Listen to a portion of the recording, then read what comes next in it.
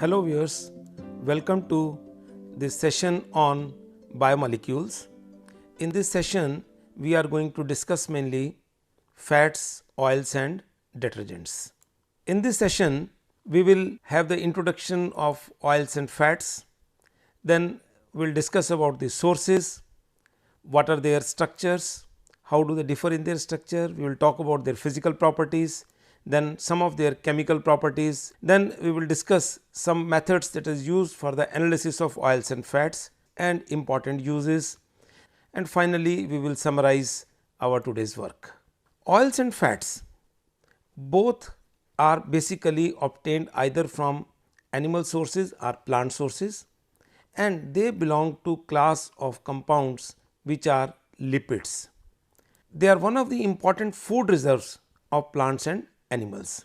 All animals and human being have a layer of fat stored in them, mainly in adipose tissue, whereas plants have their oils stored in seeds or nuts. Oils and fats both are mostly water insoluble, and that is why they are obtained from the sources either by pressing or by extraction with non-polar solvents such as ether, chloroform, benzene or any hydrocarbon alkane. If we try to define or differentiate between fats and oils, fat are solid or semi-solid at room temperature, whereas oils are liquid at room temperature. This is the basic difference between them. Structurally, both of them are quite similar. Fats include substances of animal origin like ghee or tallow, whereas most of the oils are of plant origin and hence are called vegetable oils. Vegetable oils are mainly present in seeds and nuts and act as a store food for growing embryo. That is, when seeds are sown, initial level when the plant grows, it needs a food, and that food is provided by the stored oil in the seed or some proteinaceous material that is stored in the seed. Vegetable oils are further classified as edible vegetable oils and non-edible vegetable oils. Edible vegetable oils are those which can be consumed by human beings. Some examples are like soya bean oil, oil obtained from groundnut, coconut, mustard, sesame, corn and palm, etc. Whereas there are some other type of oils which are not fit for consumption by the human beings. They are called non-edible oils. Non-edible oils are generally obtained from cotton seeds, linseed and castor seeds, etc. Chemically, the fats and oils are triesters of glycerol with long chain carboxylic acids, and these acids have been called as fatty acids. You are familiar with the ester. Esters are the products formed when alcohols and carboxylic acid they react and eliminate a water molecule. They are the esters of glycerol with fatty acids.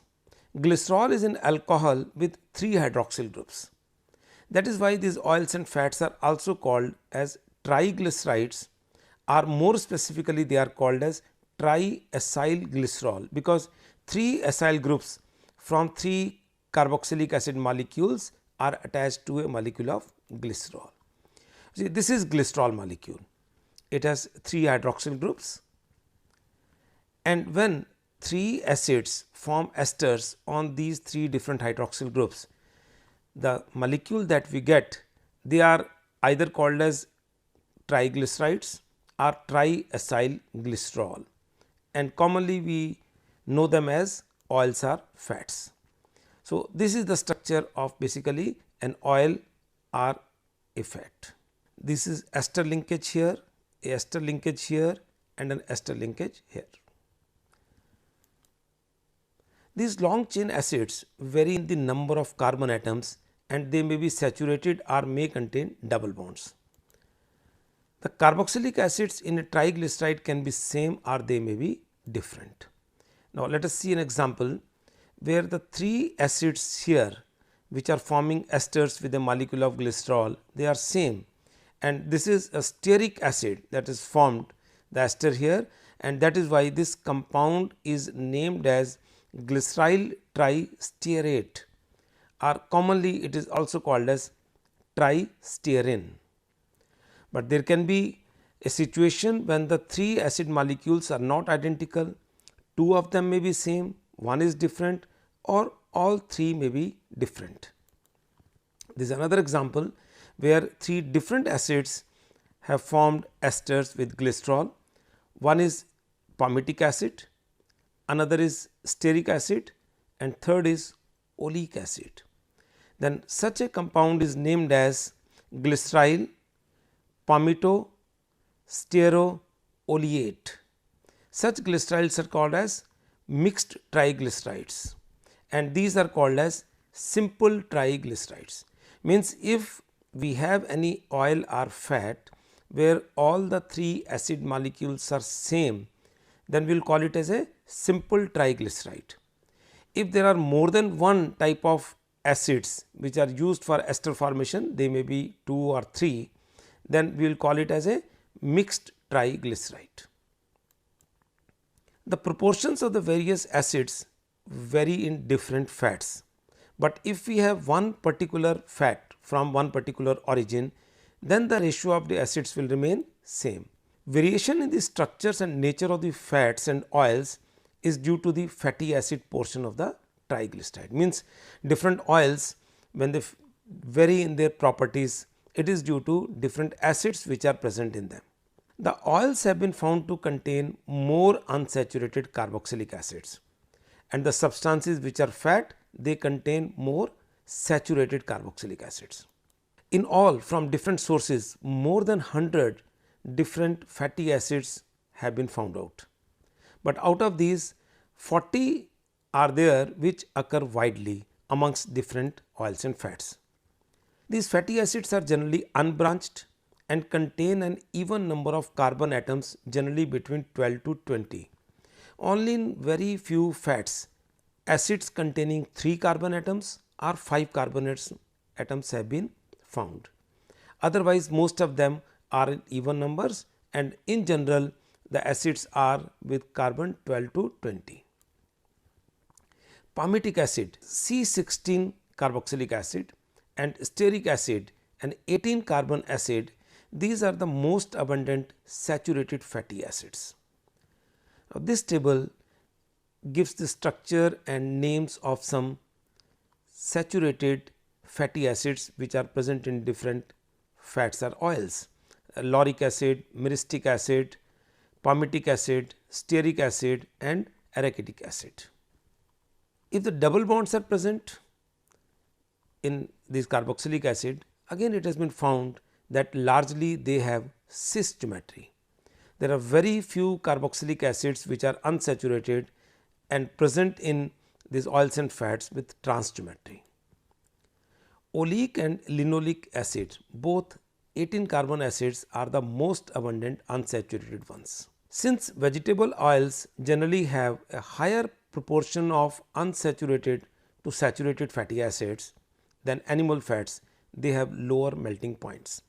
Means the cause of the low melting point or the liquid state of oils is the presence of more unsaturated fatty acids. This table gives you the structure and names of some unsaturated fatty acid. These are commonly oleic acid and linoleic acid. Oleic acid has one double bond, whereas linoleic acid has 2 double bonds in it, and in all there are other acids given. Now, let us talk about some of the physical properties of oils and fats. You know, some of the fats, butter, lard, tallow, or ghee, they are solids at room temperature. On the other hand, oils, whether it is groundnut oil or it is any other edible oil, that is liquid at room temperature. All oils and fats are colorless. When they are obtained from natural sources, they might have some color, such as coconut oil is white, but groundnut oil is slightly yellow where it is obtained by the process of pressing. These colors or some other odor in the oil is due to some other substances obtained from the nuts which are soluble in oils. So, in order to get pure state, these color and smelling substances are removed, and this process is called refining of oil. So, most of the oils which we use in our kitchen, they are refined oils. From there, color or any odor due to any other substance which is present are removed. So, as such, when in the pure state these oils are there, they are colorless, odorless, tasteless, and they are also neutral, because the basic functional group present in them is carboxylic acid. They do not have any acidic or basic functional group in them. So, they are neutral in nature. They have a greasy feel. All oils and fats give us a greasy feel. They are lighter than water, means their density is lesser than that of water, and they are immiscible in water. They are soluble in organic solvents like benzene, ether and chloroform, etc. Let us now discuss some of the chemical properties of fats and oils. As we have seen that fats and oil contains ester functional group, and you are already familiar with the properties of ester functional group. We will not discuss all the properties of ester group here. We will discuss only those reactions which are important with respect to behavior of fats and oils and which are generally used for them. One of the very common reaction is hydrogenation. You know that hydrogenation is simply addition of hydrogen across carbon-carbon double bond, and some of the fatty acids present in oils, they contain carbon-carbon double bonds. So, these carbon-carbon double bonds of the vegetable oils can be reduced, and this catalytic hydrogenation is generally carried out in presence of nickel catalyst at a temperature in the range of 175 to 190 degrees Celsius. Now, we have to keep this temperature in this range, because if this reduction is carried out at higher temperature, then another reaction may occur which is hydrogenolysis, which I will discuss after this. So, for hydrogenation of oils and fats, this catalytic hydrogenation is carried out at this particular temperature of 175 to 190 degrees Celsius. Double bonds are reduced and we get saturated portion. And what happens when the saturation occurs, means acid part has changed, the melting point of the substance would increase. In our common language, we say that oils have been converted into vegetable ghee, because we are getting the product which are either solid or semi solid. This process is also known as hardening of oils in industry. An example is, say, triolene, whose melting point is minus 70 degrees Celsius, is converted into tristearine on reduction, whose melting point is 60 degrees Celsius on hydrogenation. This is triolene, where oleic acid is there in the form of ester with glycerol, and when this double bond of oleic acid is reduced, it gets converted into stearic acid. So, this becomes glyceryl tristearate, its melting point is 60 degree. So, this is oil and this has been converted into fat. Since it is obtained from vegetable oils, that is why we call it as vegetable fat or vegetable ghee. On the other hand, the ghee that is obtained from milk or tallow, which is obtained from animals, they are of animal origin. So, that is why these are differentiated. Another reaction is hydrogenolysis. As I said before, that if this treatment with hydrogen is carried out at higher temperature, then the ester bond may be cleaved, and since it is cleaved with the hydrogen, we call it as reductive cleavage. So, oils and fats may undergo reductive cleavage on catalytic hydrogenation at high temperature and high pressure. An example is like this. This is tristearine, this is an ester linkage. At high temperature and high pressure, pressure of about 200 atmosphere and temperature in the range of 300 degrees Celsius, this bond gets cleaved. one hydrogen goes with this oxygen, one hydrogen goes with this carbon. So, when this sigma bond is cleaved, we will get alcohol part here and aldehyde part here, and this C double bond O will also be reduced. So, this gets converted into alcohol part. So, instead of getting this as acid which you get on hydrolysis, we are getting alcohol of 18 carbon. Similarly, alcohol of 18 carbon from here and alcohol of 18 carbon from here. So, what we get? Octadecyl alcohol and a molecule of glycerol. Since in this reaction the CO bond has been cleaved and simultaneously reduction has occurred, that is why this reaction is called reductive cleavage, and this process has involved the use of hydrogen. So, we call it as hydrogenolysis. Lysis means to cleave. So, bond is cleaved with the help of hydrogen. Another reaction is hydrolysis. Now, how this reaction is different from the first reaction? Hydro is used for water, lysis means breaking. So, here the bonds are being cleaved with the help of water, it is called hydrolysis. There the bonds were cleaved with the help of hydrogen, then that reaction was called as hydrogenolysis. Fats and oils are readily hydrolyzed by heating with acids or alkalis, and you know this is a common reaction of esters. Ester bond is cleaved either in acidic medium or in alkaline medium. The process of this hydrolysis with alkalis is also known as saponification, and it is used for making soap. We will discuss this reaction in our next session where we will discuss about soaps. This is a triglyceride and it is cleaved in alkaline medium, this is sodium hydroxide. Now, this bond will be hydrolyzed. So, H will go here and basically OH will go here, we will get carboxylic acid, and that in alkaline medium will be obtained as sodium salt. So, this is an glyceride with palmitic acid. So, we get here sodium palmitate and glycerol. Sodium palmitate, it is a soap. Another reaction we discuss about is transesterification. This is a reaction where when an ester is treated with some other alcohol, their alcohol parts get exchanged, and this reaction is generally carried out either in presence of sulfuric acid or even some metal catalysts.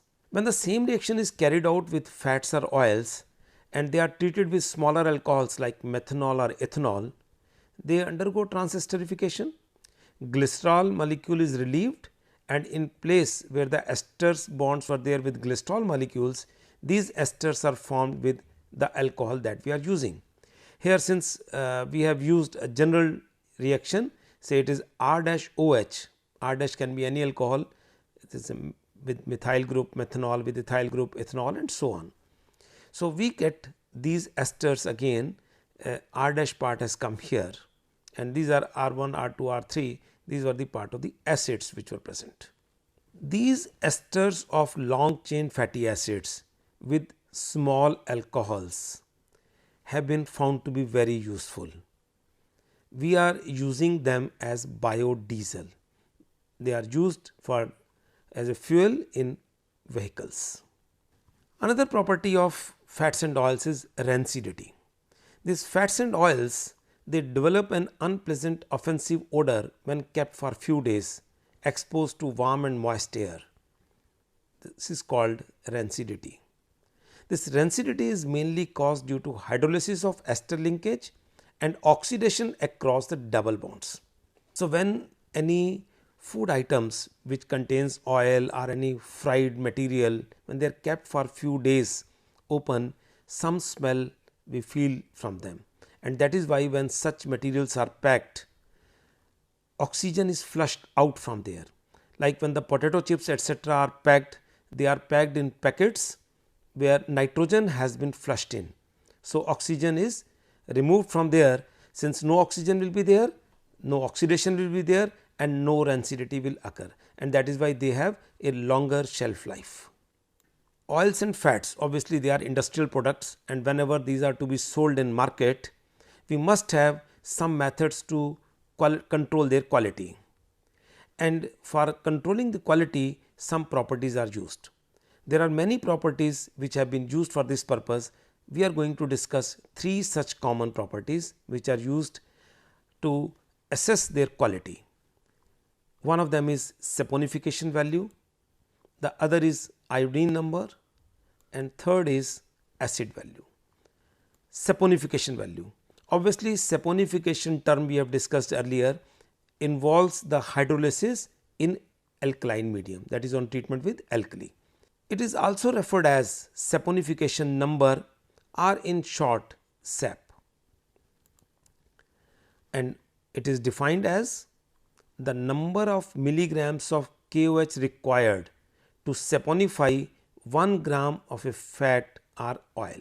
Means what is done? 1 gram of oil or fat is taken, it is treated with KOH solution, and then it is determined that for complete hydrolysis, complete cleavage of all ester bonds, how much KOH has been used up.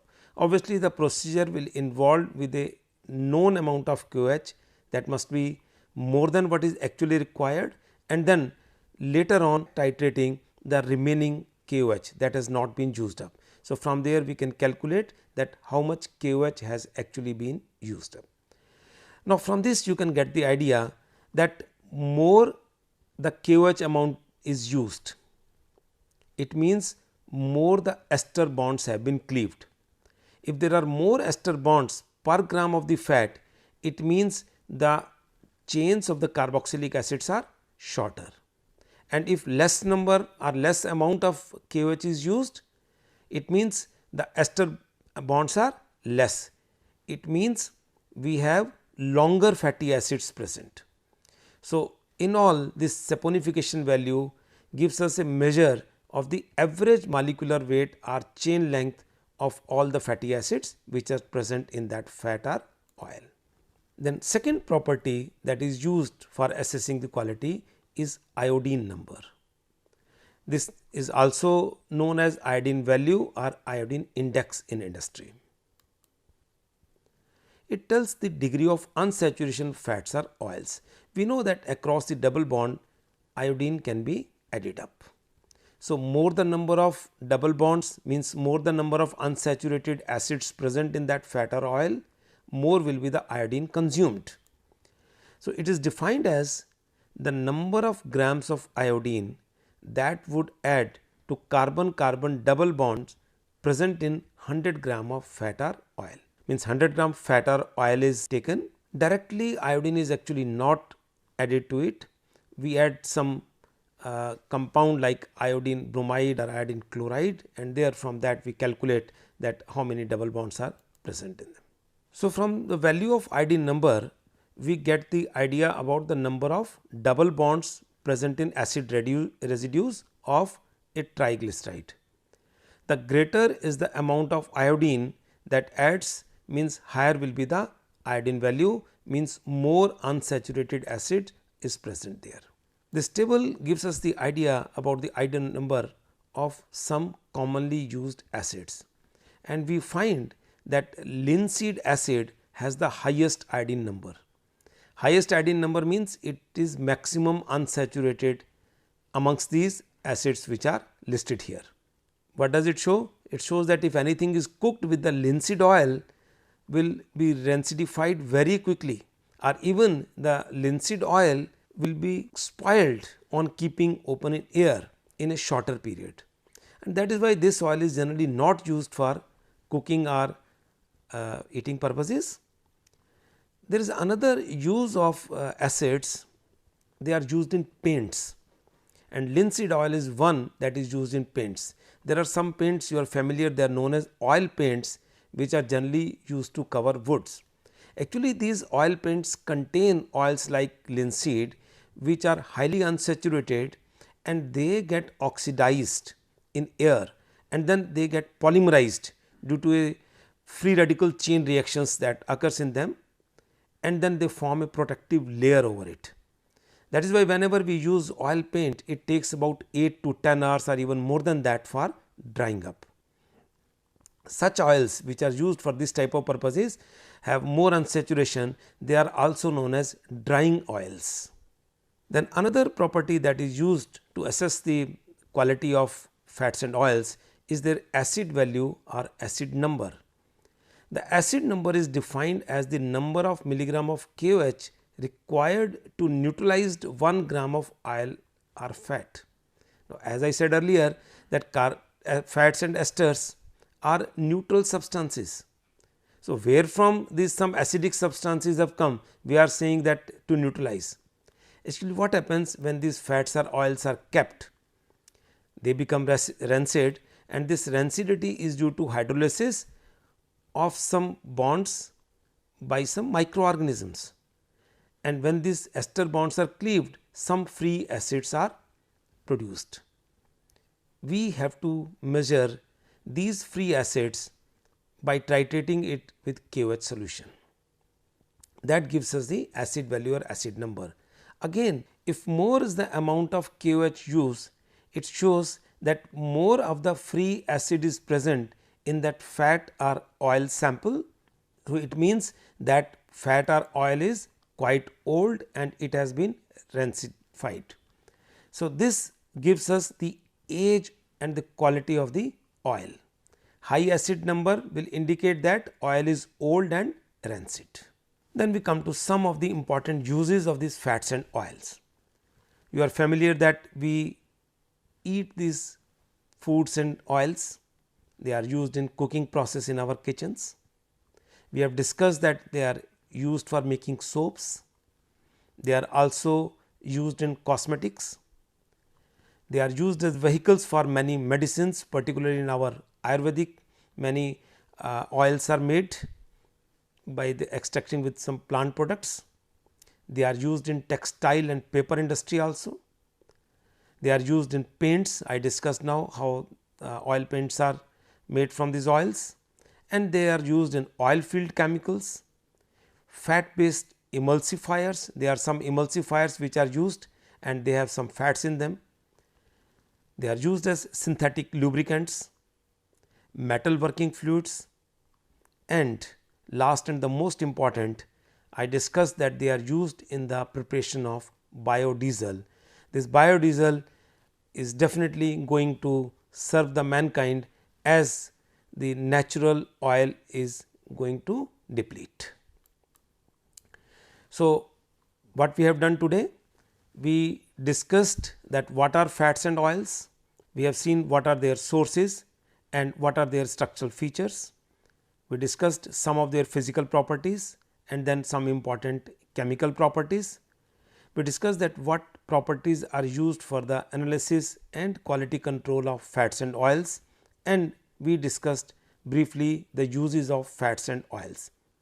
In our next session, we will discuss about the soaps which are obtained from fats and oils. Thank you.